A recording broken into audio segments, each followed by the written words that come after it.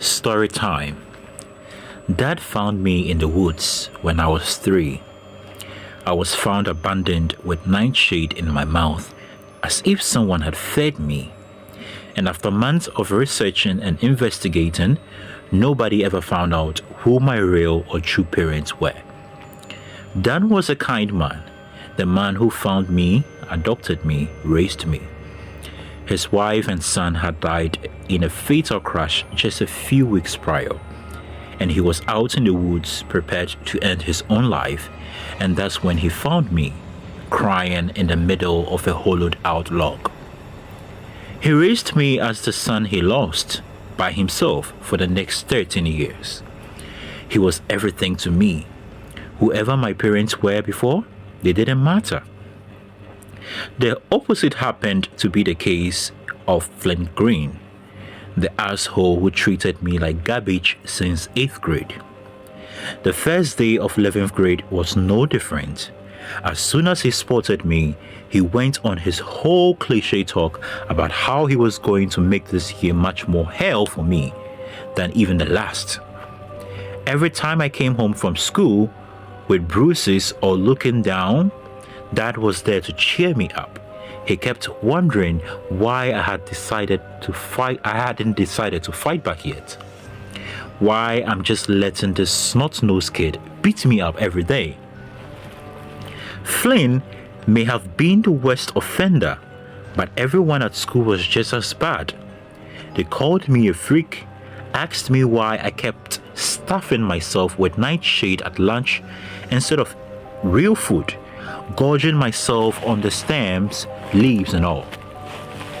My face bearing the deformity where my mouth looked too wide, my eyes too big, and my nose too crooked. To everyone, I was a monster.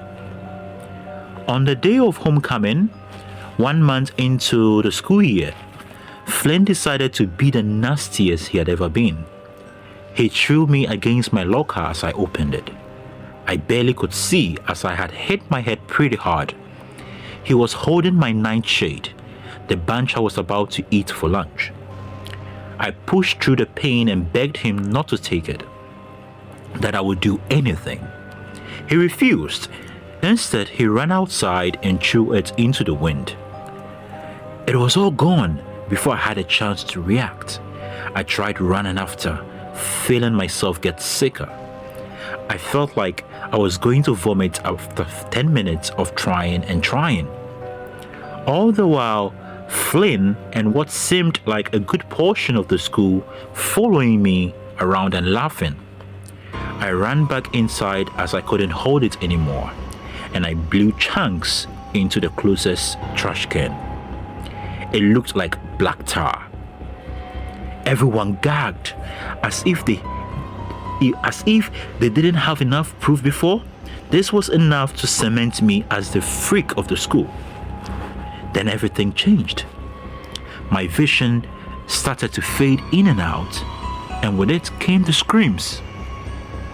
I felt my bones crack in immense pain as I felt my height and body parts lengthening. I felt new appendages sticking out at every possible point where I rolled in pain. But my normal scream didn't protrude, and instead, something less than human came out. I don't know how long I was out, but when I came to it, was a bloodbath.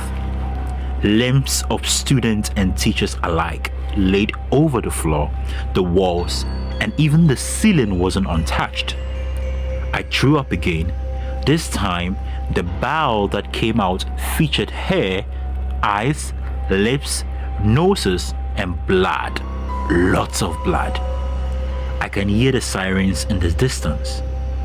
As I shake and take in the sights around me, I can only think of one thing. They all called me a freak, and they were right.